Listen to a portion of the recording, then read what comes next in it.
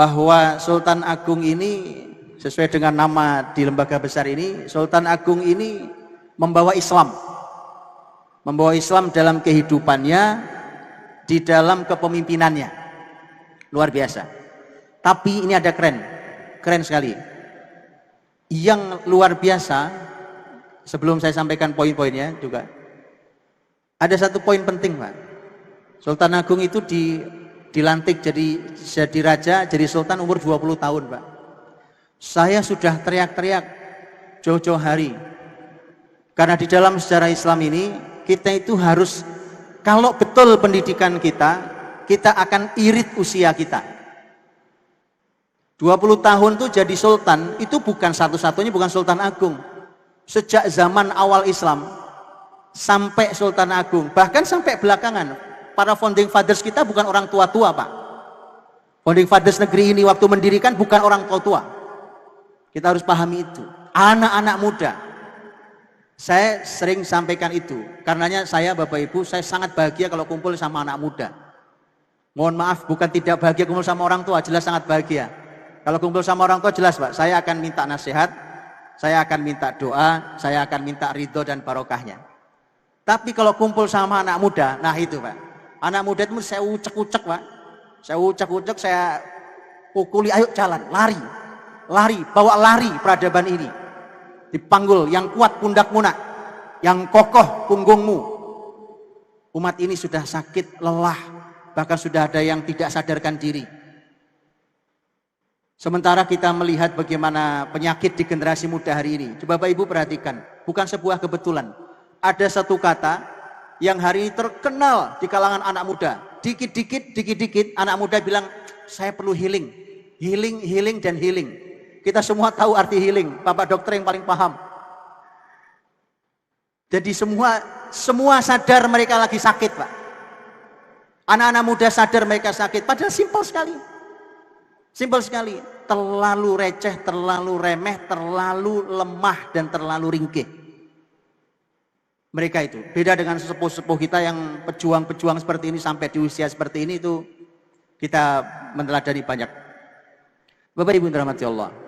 Jadi 20 tahun tuh Sultan Agung jadi pemimpin di baiat pertama jadi sultan itu umur 20 tahun. Dan sekali lagi itu bukan satu-satunya ya, bukan satu-satunya. Kalau kita pernah tahu dinasti Bani Abbas ya, Bapak Ibu, yang berkuasa dari tahun 132 Hijriah sampai tahun 656 Hijriah, sepanjang kurang lebih 5 abad. Itu pemimpin terbesarnya, kita semua tahu namanya Harun ar-Rasyid. Harun ar-Rasyid itu persis dibaiat jadi khalifah itu malam Jumat umur 20 tahun. 20 tahun juga umurnya. Di sepanjang Turki Utsmani yang juga berkuasa kurang lebih 6 abad lamanya, itu salah satu sultan yang sangat besar kita kenal, namanya Muhammad Al-Fatih. Itu dibaiat jadi sultan umur 22 tahun. Jadi memang bukan barang baru kalau dididik dengan pendidikan Islam yang benar. Hari ini pendidikan kita memubazirkan usia gara-gara menggunakan kurikulum yang mubazir. Kita buang usia anak-anak kita gara-gara kita ikuti kurikulum yang mubazir. Umur 22 tahun belum ngapa-ngapain, Pak. Anggaplah 22 terlalu cepat dengan sistem yang ada zaman hari ini. Oke. Ambil kata 25 tahun. Hari ini kalau ada yang menikah umur 20 tahun kan masih merepotkan KUA, Pak. Apalagi nikah di bawah umur 20 tahun. Wah, itu ribet minta ampun. Karena harus izinnya pengadilan ada pengadilan atau enggak itu? Karena persyaratannya enggak masuk secara usia. Kita hari ini urusan nikah belum selesai, Pak. Terus kita mau bicara tentang generasi khairul ummah, tidak bisa, Pak. Generasi Islam itu tidak mungkin lepas dari tema berkeluarga. Karena justru keluarga itulah yang menjadi jaminan lahirnya para pemimpin yang hebat sesuai dengan doa dalam Al-Quran Al-Furqan 74 yang kita semua hafal.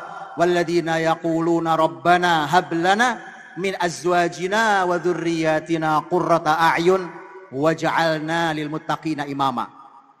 Jadikan kami pemimpin, itu ternyata salah satu visi yang Allah titipkan di setiap keluarga muslim.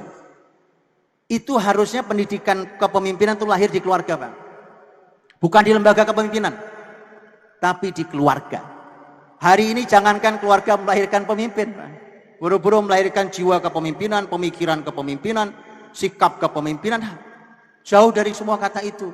Anak-anak yang lemah, anak-anak yang perlu healing tadi itu. Menyedihkan.